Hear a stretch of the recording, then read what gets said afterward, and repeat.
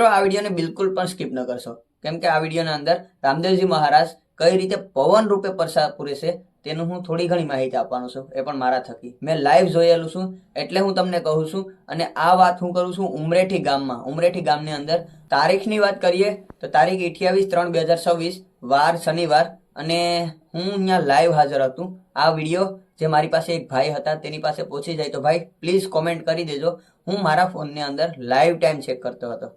જે રામદેવપીર મહારાજનું મંડપનું મુહૂર્ત હતું એ તો મને કંઈ ખબર નથી, પણ હા એ હું તમને જરૂર કહી દઉં કે સવારના 8 વાગ્યા હતા અને 19 મિનિટ અને 34 સેકન્ડે, હું તમને એક સેકન્ડ કહું છું, 19 મિનિટ અને 34 સેકન્ડે મંડપનો જે દોરી હોય છે, મંડપના બધા નાળા હોય છે આપણી ભાષામાં કહીએ તો, તે લોકોએ બધા ભક્તજનોએ ખેંચવાનો પ્રયત્ન સારું કરી દીધો.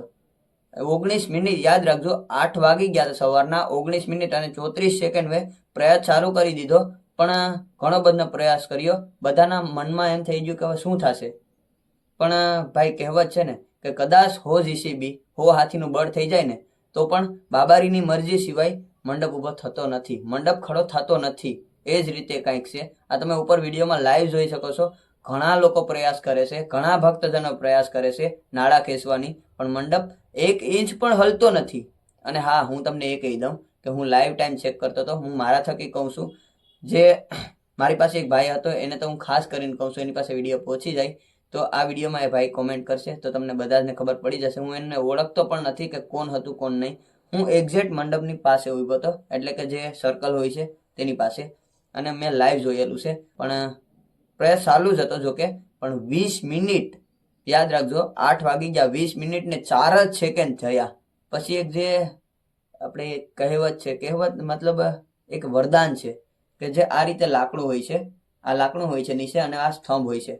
ત્યાં એકવાર સ્તંભ એટલો બધો ઊંચો જાય, પાછો નીચે જઈને પછી ઉપર જાય ને, એટલે સમજી લેવું કે રામદેવ પીરે સાક્ષાત પરસા પૂરી દીધા છે. તો આસાનીથી ઉપડી જાય છે મતલબમાં મંડપ.